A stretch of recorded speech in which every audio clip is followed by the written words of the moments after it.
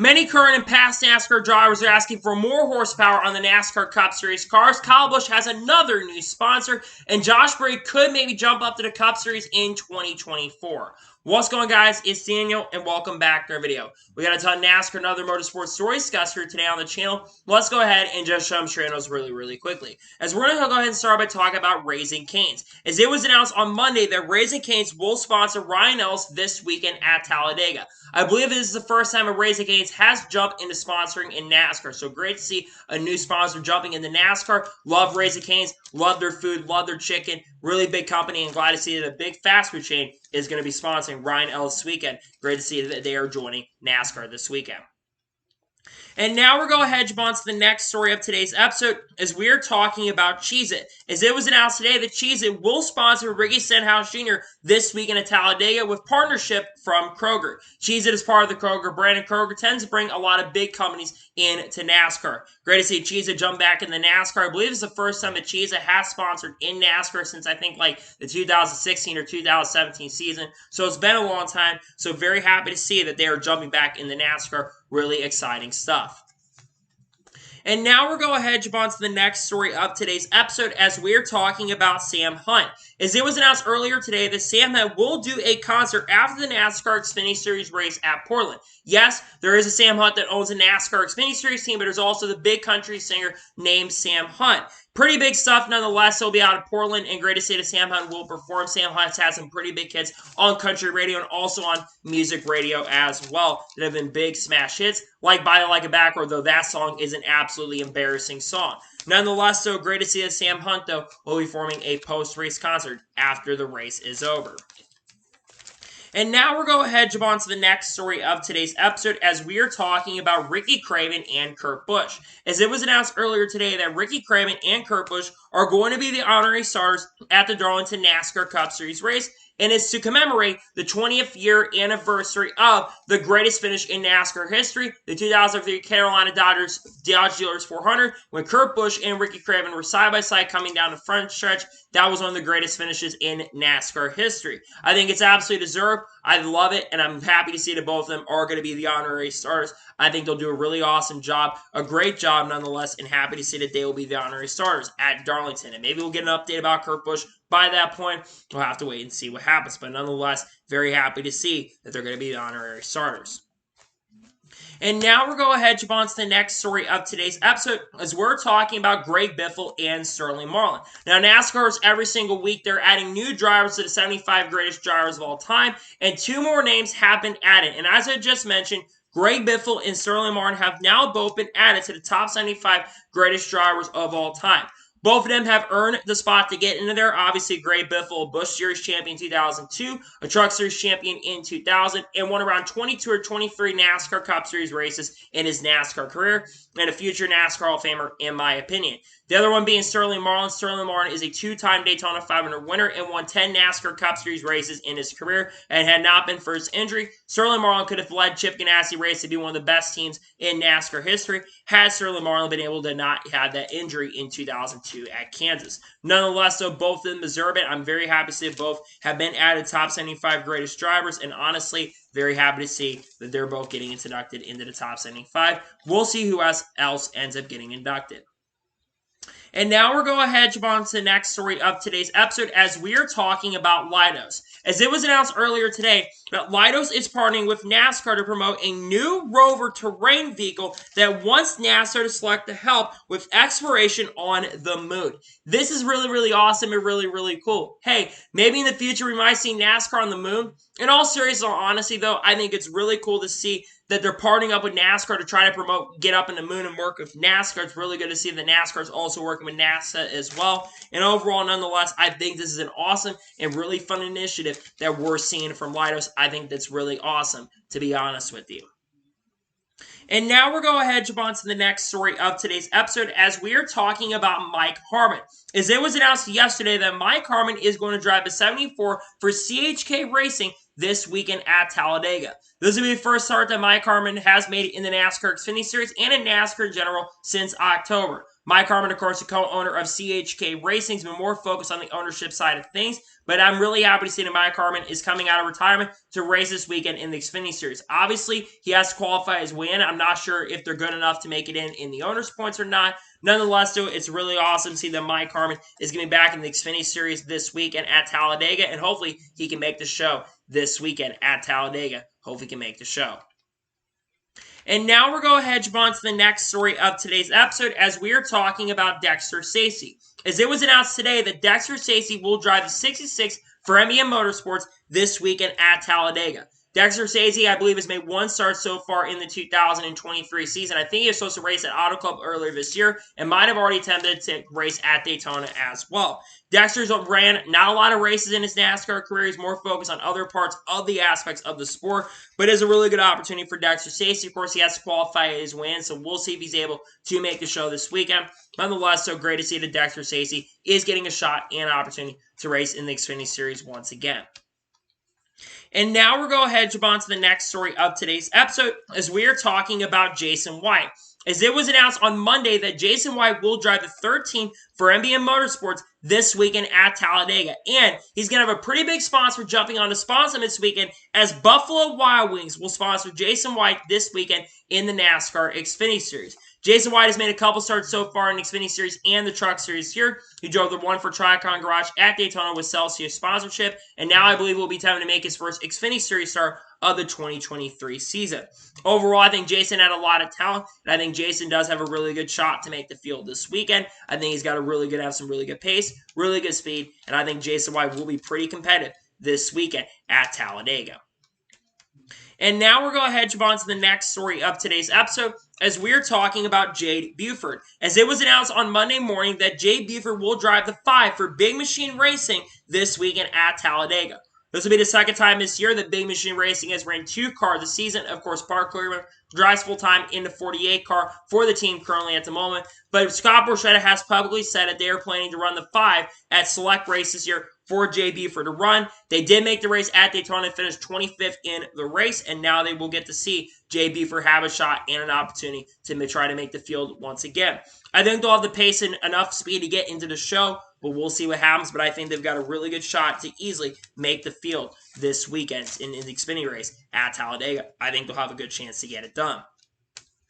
And now we're going to hedge on to the next story of today's episode as we're talking about Erik Almirola versus Daniel Suarez. Now, if you watched the NASCAR Cup Series race, you saw that Erik Almirola and Daniel Suarez near the end of stage number 1 got into it just a little bit. And after the NASCAR Cup Series race, there was video service from TobyChristie.com and on NASCAR's YouTube page that showed that Daniel Suarez and Erik Almirola were getting into a pretty heated conversation in after. Now, it's interesting because apparently Erik Almirola's spotter, if it's Erik Almirola's spotter, Daniel Suarez's spotter, that says something about this, but they said that Erik Almirola, Daniel Suarez knew that basically that Daniel was there and he really just raced him hard anyways. In my opinion, I understand Erik Almirola, Daniel Suarez being frustrated. It's good short track racing going on, and it was very difficult to pass in the NASCAR Cup Series race. So I can understand why both drivers were frustrated after the race. Both drivers having some of the best runs they've had in a long time. Erik Almirola having his best race of the 2023 season by far,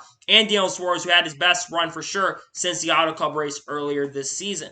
I think it's interesting to see that both of them had a little bit of tension after the race. They confronted each other. It just seems like words were exchanged. Not much other than that, though, got exchanged. And overall, just interesting to see that both of them had a confrontation after the NASCAR Cup Series race at Martinsville.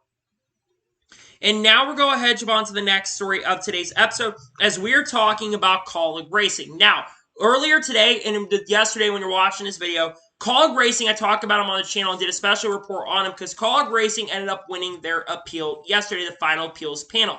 And what's interesting is NASCAR played a major role in helping out win the appeal, where NASCAR requested Bill Moles have the same penalty that Hendrick Motorsports had, which meant that all their points were handed back to the number 31 car, and the playoff points they had, even though Justin Haley does not have any playoff points currently at the moment, there's no negative playoff penalties at the moment there. And he still, though, has a $100,000 fine, and Trent Owens does have to serve his 4-race suspension starting this weekend. I believe at Talladega is going to be the first week they'll have to serve the suspension. Kaulig Racing released their statement after and thanked NASCAR for the support and thanked that they thought it was a fair decision. As I said earlier today or yesterday when you're watching this, I 100% agree with the call. I think that NASCAR made the right call right here. And again, I think in all fairness, because if you're going to give Hendrick Motorsports all their points back in the appeals panel, get all their points back to them, you got to give Call Racing all their points back. So I think NASCAR played a fair role here. Going forward, this won't be an issue long term, and I don't see this being a big factor long term because remember, NASCAR changed the rules a couple weeks ago to prevent something like this from happening again, where you can only go, I believe, for an L2 penalty. I think you go back down to 60 or 65 points, and you go up to 120 points, or I think it's 75 points, if I'm not mistaken. Nonetheless, though, I'm really glad that NASCAR helped make the right decision. I think this is absolutely the right call, and happy to see that the right call was made in regards to the call of rules, because I think it absolutely was the right decision. And now we're going ahead and jump on to the next story of today's episode as we are talking about net zero carbon emissions. Now, today, NASCAR and multiple media reporters announced that NASCAR is committing to reaching net zero carbon emissions for operations by 2035 as part of a new sustainability program called NASCAR Impact. By 2028, NASCAR will introduce a new sustainable fuel, build EV charging points, and source renewable electricity. Now, when this got announced, there was a lot of social media backlash toward this announcement. One thing that a lot of people did not read is NASCAR is not 100% committing to electric by 2035. What they're committing to is a more sustainable fuel. Now, I understand why people are frustrated because everything is going electric. But one thing you have to remember, who pays the bills right now? The OEMs. But I want some people to understand it. I think people were completely overreacting to this situation. Because again, NASCAR is not going full electric. And it's going to be a long, long time before NASCAR goes completely electric. Now, there already are a lot of talks about electric exhibition series. There's a lot of talk that could happen in the 2024 season or maybe sometime this year. We're not entirely sure yet. It could happen sometime this summer. We're not sure. But nonetheless, I thought there was a little bit overreaction to it. I get why people were upset. But at the same token and same time, I do believe there was a little bit of overreaction to this. And it's just NASCAR, they're not going fully electric. They're not at this time. They're not going fully electric. So that's one thing I wish people would have understood who did talk about this. And I'm glad to see people like Erik agree with me on this, that NASCAR at this time is not going fully electric and won't be in the next 10 years. If it happened in the next 10 years, I would definitely be disappointed. But luckily, as of now, NASCAR is not planning to go fully electric at this time. And now we're going ahead and jump on to the next story of today's episode as we're talking about the Martinsville TV ratings for this past weekend. Now, these TV ratings have probably been the most important TV ratings of the season besides the Daytona 500 up to this point, and maybe Las Vegas as well. And the big reason being is because Chase Elliott was making his official return to the NASCAR Cup Series at Martinsville, where he ended up finishing 10th. And a lot of people like myself were wondering, what were the TV ratings going to look like? Well, the TV ratings ended up coming out for today, and honestly, this is the first time I can be very happy about the TV ratings. So, according to Adam Stern, FS1 earned a 1.26 rating and 2.218 million viewers for Sunday's NASCAR race at Martinsville. That is up from last year's comparable race, which was on a Saturday night, and up from last year's season-long FS1 average. Now, there are two things to understand why I believe the TV ratings are up, at least there, but are also a little bit down, which I'll get to in a second. First thing, one of the big reasons why TV ratings are not extremely down and why they're up is because Chase Elliott was making his official return. With Chase Elliott being back, I do truly believe that somewhat is the Chase Elliott effect. But the other major factor is that this race was on a Sunday afternoon compared to a Saturday evening. I don't know what the numbers are percentage-wise, but I do believe that when you move a race from Saturday night up to Sunday afternoon, you tend to have about a 15 to 20% increase in your viewership because a lot of people on Saturday nights, they're going out to do stuff, they're going out to eat, and they're spending time with their families. They don't always want to watch it, and also they're going to watch local short track racing as well. Sunday afternoon races have trended to be bigger in the ratings department. That's why there's less Saturday night races and only 2 races on Saturday night. But there's also a little bit negative to the TV ratings here because apparently there's been reports that come out that Richmond had 2.3 million viewers, and of course Martinsville was down to 2.218. Nonetheless, so I'm happy though. Overall, the ratings are not down for this week. The biggest test is going to be Talladega this weekend. Do the TV ratings go up massively, which is why I think NASCAR is promoting Chase Elliott a lot. They have promoted Chase Elliott quite a bit, and it's understandable why they're promoting Chase Elliott quite a bit. I'd like to see him promote other drivers. Nonetheless, so I think at least it's a win for this week. We're going to see if it truly is a dub, though, this upcoming week at Talladega Super Speedway. Weather's looking pretty good, though, for this weekend, so hopefully it won't be a major factor with the weather, but nonetheless, the ratings do look a little bit better overall, and nonetheless, happy to see the ratings at least are up in some form of capacity, and hopefully Talladega will continue to have an upswing, because before Chase Elliott came back, we had 10 to 15% decreases. We had, for the first time, a season increase, and I do think Chase Elliott played a role a little bit, but I also do believe that it's because it was on a Sunday afternoon and not a Saturday night. But that's just my opinion. And now we're going ahead and jump on to the next story of today's episode, as we are talking about Auto Club / California Speedway. Now, we're talking about California Speedway / Auto Club Speedway today. Of course, Auto Club is no longer have his naming rights at California Speedway. We're talking about it because we have a little bit of uncertainty around the future of California Speedway. So, yesterday, Adam Stern put out a tweet on Monday morning stating that NASCAR is selling most of its California Speedway underscores how it is rethinking the very fundamentals of its business. NASCAR thought it better to capitalize on rising lane values and near LA and deploy that money elsewhere that continue with the status quo. Obviously, NASCAR sold off a ton of land at Auto Club / California Speedway and got around $556 million to $560 million, and the number has continued to increase as time has gone on with the value of land. NASCAR, while I disagree with them shortening from 2-mile track down to half-mile track, we'll get in that second why there's a little bit of uncertainty about that. I understand why NASCAR sold off a lot of land and basically wanted to get a lot of money, especially with the long-term future uncertainty of the TV deal. But if you read that article that Adam Stern put out, one thing interesting that is noted is that there is a little bit uncertainty about the short track right now. And they've been changing the short track. It was from a half-mile track now to a 0.625-mile track, very similar to the size of Richmond Raceway now. But there is a lot of uncertainty because it says temporary short track. I'm going to be honest and real with you guys.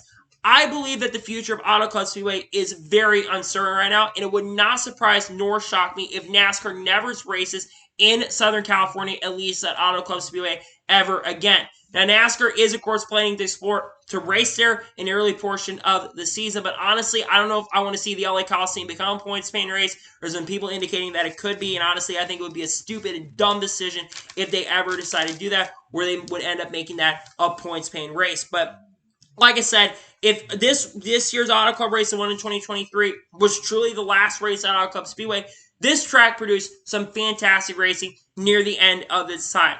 In 2023, we saw a really great race overall. Some people thought the race wasn't as good. We saw some great racing, great battles between Ross Chastain and Kyle Busch near the end, and Kyle Busch ending his winless streak and getting his first victory, Richard Schultz Racing. We saw the iconic finish in 2011 between Kevin Harvick, Kyle Busch, and Jimmy Johnson. 2016 had fantastic racing. 2022, you had tempers between Kyle Larson and Chase Elliott, and just some fantastic racing overall at that track. Like I said, if this is truly the end of Auto Club, it's going to be really, really sad. But I know that they have plans for the track and they want to build, but honestly, I'm getting really nervous and really worried about the long-term future of Auto Club. And like I said, it would not surprise nor shock me if Auto Club Speedway, or California Speedway for that matter, is no longer hosting races in the long-term future. But I think there's a chance. But I think it's going to be less slighter than I thought there would. So I think it's getting less and less likely. The more it comes out, the worse likely shot of them racing there. I'm a little worried. I'm a little nervous about it. Hopefully, though, they can find a resolution and they can race there in the 2025 or 26 year, because it's going to take, nonetheless, regardless, a few years. Won't be racing in 2024. NASCAR has already announced that. And honestly, 2025 might be a little bit of stretch. The earliest I could see him racing is 2026. And with things changing as quickly as they can, and with the government and all that kind of stuff, I would be a little nervous if you're from that area. I think your track may not be raced again. I hope they can get a resolution sorted out, but I think there's a very good chance they may never be racing there ever again in the Auto Club area. And now we're going ahead and jump on to the first of three major stories in today's episode, as we are talking about Josh Berry. Now, Josh Berry has made a lot of starts into the NASCAR Cup Series, substituting for Chase Elliott. And Josh Berry was regarded as someone who did a really good job substituting for Chase Elliott. And Bob Parker's put out a video and a tweet from a Zoo call, and he thought that there was a chance that Josh Berry might have already announced his 2024 plans. It turned out, according to him, that basically it was to promote the Dash for Cash Xfinity Series stuff. Now, Josh Berry was asked by Bob Parker in the media availabilities and asked about, have you been asked by teams if you could potentially drive for someone in 2024. There's been any indication about you maybe going Cup in 2024. Well, Josh Berry really didn't say much. He actually gave a little bit of a smile, and he says at this moment he is focused on Xfinity for at least 2023, but maybe it could be a possibility in 2024. Now, that is very interesting. He gave a little bit of a smile because that tells me that there could be actually a strong possibility and a potential that Josh Berry could be full-time in the NASCAR Cup Series or somewhat part-time in the Cup Series in 2024. Now, if Josh Berry does jump up to the Cup Series in the 2024 season, who could Josh Berry end up driving for in 2024? Well, there are a lot of teams that could be open at the end of the 2023 season. What about Junior Motorsports in the Cup Series? Obviously, he could return to Junior Motorsports in the NASCAR Xfinity Series, and I know that Dale Jr. has indicated that he doesn't want to bring Josh Berry up if Junior Motorsports does jump up to the Cup Series in 2024. But I think if Junior Motorsports made the jump up to the Cup Series, Josh Berry would be a fantastic candidate to bring into the ride. I think that would be a great potential possibility, but it's all going to depend if Junior Motorsports can get a charter.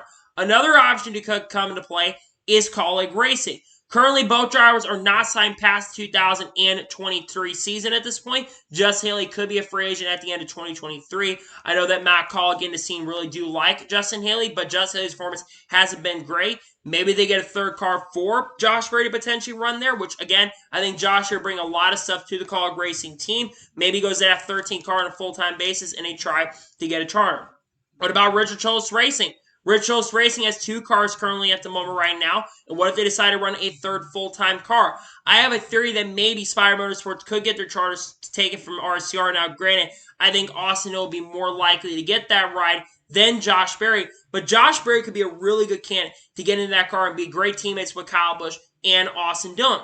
Here's a wild card. What about 2311 Racing outside of the Chevy camp? Denny Hamlin is a big fan of Josh Berry. He's publicly said that he would love to have Josh Berry on his team if he could, but he doesn't at least now have the opportunity. But Josh Berry, if he went to 2311 Racing, that would be a really strong team of Bubba Wallace, Tyler Reddick, and Josh Berry. But I'll throw out another wild card that could be a possibility. And that other wild card, folks, is Stewart-Haas Racing and could be a surprising potential possibility. Let me explain. Right now, Stewart-Haas Racing could have as many as 2 or 3 potential rides available, at least 2 for sure, at the end of this year. We obviously know that the 4 car will be available at the end of 2023. At Erik Almirola, there's a lot of uncertainty about Erik Almirola's future. Now, obviously, Erik Almirola has a multi-year deal, but contracts can be broken. Erik Almirola has said publicly that he does not sure if he's going to return in 2024, and I think there's a really strong chance that he does retire. Josh Berry not only does have a better presence in racing, but I think he would be a big asset to going into that team and helping the team out overall as Stewart-Haas Racing, and I think he would really help them out. The last one I'm going to mention, though, is Trackhouse Racing. Trackhouse Racing, I think, would be a great team to go to. Josh has a lot of talent, and joining the third Trackhouse car, you would have 3 really good drivers who've worked their butts off to get the opportunities and the shots at the rights they had, and having Daniel Suarez, Ross Chastain, and Josh Berry on the same team will be really, really good. The big question, will he be up in Cup next year? I think there's a really strong chance. I think either be with Junior Motorsports when they jump up to the Cup Series, or it will be with another Chevy team or Stewart-Haas Racing. My guess it comes down between SHR, Junior Motorsports, and Cup, and probably Trackhouse Racing, though anything could be possible, and nothing's off the table right now. I think Josh Berry deserves an opportunity in the Cup Series, and we'll see where he ends up in 2024. But nonetheless, there is consideration he could jump up to the Cup Series in 2024. And now we're going ahead and jump on to the next major story in today's episode, as we are talking about Kyle Busch. As Kyle Busch once again has another new sponsor for this weekend at Talladega Super Speedway. Now, this one has not one that we've not seen for the first time. In fact, this will be the first time McLaren Custom Girls has sponsored a NASCAR Cup Series car. However, this one is not a complete surprise. Back at the LA Clash, there was this image of service of this 8 truck that had all of custom stuff, including McLaren Custom Grills. But this is a new sponsor that Kyle Busch has. This is now officially the third official new sponsor that Kyle Busch had that was not part of the RCR camp in 2023, and technically 4 if you count Lucas Oil. But Kyle Busch has now brought Netspend in, Mark III employee benefits, and now McLaren Custom Grills has joined the party as another sponsor for Kyle Busch. And that tells me that Kyle Busch is definitely 100% a marketable driver, and Joe Gibbs definitely, while yes, Kyle Busch asked for a lot of money to stay at Joe Gibbs Racing, I think this is a really great indicator that Kyle Busch definitely could have stayed at Joe Gibbs Racing easily. But Joe Gibbs Racing definitely has a big way of wanting the big-time sponsors. And Kyle Busch is going after a lot of those smaller sponsors that what RCR does. And I think the way Rich Schultz Racing is currently doing at the moment is the way I believe things are going to go in the future, especially for sponsorship in the long-term future. But it is also nonetheless another new sponsor. And I think that's going to be the 8th or 9th different sponsor that Kyle Busch has had. This is, I believe, the 7th different company or the 8th different company that has sponsored Kyle Busch at least once this season. The company sponsored Kyle Busch at some point. BetMGM. 3 Chai has sponsored Kyle Busch in 2 races this year. Lenovo, I believe, has sponsored in 1 race this year up to this point so far. Another one being Alsco Uniforms has sponsored Kyle Busch. Netspend. Cheddar's has sponsored Kyle Busch in 2 races this year. Mark III benefits, employee benefits. And then finally, of course, the new one that just came out, the McLaren Custom Grills. Honestly, I think it is nonetheless a really awesome to see Kyle Busch is picking up new sponsors. Now the big question is going to be, can Kyle Busch get more new sponsors maybe in the future? What about Budweiser? Maybe Budweiser jumps on and joins the team. I know there's a lot of rumors about Bud Light joining Trackhouse Racing, but what if they join and sponsor Kyle Busch? That would be definitely very interesting for sure. Yes, there's a lot of controversy around Bud Light that I'm really not going to get into, but that could be a potential possibility that could end up happening. And also maybe Rowdy Energy decides to sponsor Kyle Busch at some point this season. Who really knows at this point? Nonetheless, so I am very happy as a fan of NASCAR to see another new sponsor coming in, and I think it 100% shows that Kyle Busch is definitely marketable, and I think there was a load of BS that went out there because Kyle Busch, yes, what money he was asking for might have bankrupt Joe Gibbs Racing. Denny Hamlin saying that might have ended up being true, but having a new sponsor in the sport I think is great for NASCAR, and again, very happy to see that Kyle Busch has another new sponsor to brought in the sport. And maybe, just maybe, we're going to see other new companies come into play. It'd be cool, like I said, if Budweiser jumped on to sponsor Kyle. But nonetheless, I am very happy to see that Kyle Busch now, for sure, has a new sponsor for this weekend. This one's been rumored for a while, and glad it officially came true that he has a new sponsor for this weekend at Talladega Superspeedway. And now we're going to go ahead and jump on to the final major story of today's episode, as we're going to talk about horsepower and the short track racing and the next gen car in general. Now, let's be honest with ourselves. The Martinsville race that just happened has seen a lot of criticism for it, from not only drivers, but fans of the sport as well. Some people have said that the racing we saw this past weekend in Martinsville was not better than what we saw last year in 2022. I'm going to completely disagree, people, on that front. I do believe that the racing itself was a little better this time around. That being said, this car does have quite a few problems that we'll get into here a little bit, but drivers and people in the industry actually commented on some of the issues in the next-gen car. Denny Hamlin went on his actions detrimental pockets, and he pleaded with NASCAR to increase the horsepower on this cars to offset the insane mechanical grip these cars do have, and talk about some other stuff that we'll talk about in a little bit. Clint Bowyer yesterday, or a couple days ago when you're watching this, Clint Bowyer says that the short track program we have is embarrassing and it sucks, and he's excited that we're not going to be running short tracks for a long time. Passing was very difficult in the race, but Kevin Harvick also talked about this, and there's another thing that was a little bit of a joke that we'll talk about here, but Kevin Harvick calls for 1,000 horsepower, meaning very similar to Denny Hamlin, asking for NASCAR to increase the horsepower, says remove the mud flats, and maybe, just maybe, in a joking manner, he would come back to NASCAR. Now, earlier today, or yesterday when you're watching this, NASCAR VP of competition, Elton Sawyer, went on Sirius XM NASCAR radio, and he said, basically talked about how the drivers and the teams want more horsepower. What he said was, and a lot of people reported this, including Bob Pocker, saying that they need to have these parts coming out now. And Elton Sawyer says that it takes a little bit of runway to get everyone on the same page. What does he mean by that? Well, it means that there's a lot of people that have to get on the same page for things to work. First of all, increasing the horsepower. You not only got to get the drivers and the fans in somewhat, but you also got to get NASCAR and the OEMs all working together to get the horsepower up. That's not all, though. Dale Jr. all said on the Dale Jr. Down earlier today that he says no shifting should be a thing. I want to give my take on this situation at Martinsville. Here's the thing. I thought Martinsville was a solid race. It wasn't great, but it was solid. However, this car, especially in Martinsville, does have a lot of problems. But I don't think all short track racing this year in 2023 has been bad. Did we all not forget that Richmond was a very, very awesome and a very good race? I thought Richmond was one of the best Richmond races I've ever seen, and the best Richmond race I have seen for sure, at least in 2018, and probably 2014 as well, when we had that great 4-wide finish between Joey Logano, Jeff Gordon, Matt Kenseth, and Brad Keselowski. That was an awesome and a really badass finish. But we also had better race at Phoenix as well, where I thought the racing was a little bit better. Martinsville, for whatever reason, I don't think it's a complete aerodynamics problem. I think one of the biggest things, remember, they took a lot of downforce off this car. And Coda as well was a major improvement as well. But that was on a short track. That was a road course. Here's my biggest problem with this car. 3 things do need to change with the next-gen car, I believe, to make it better. Number 1, we need to increase the horsepower. We need to get up to around that 900 to 1,000 horsepower range. With how much mechanical grip these cars do have, you got to offset that with the horsepower.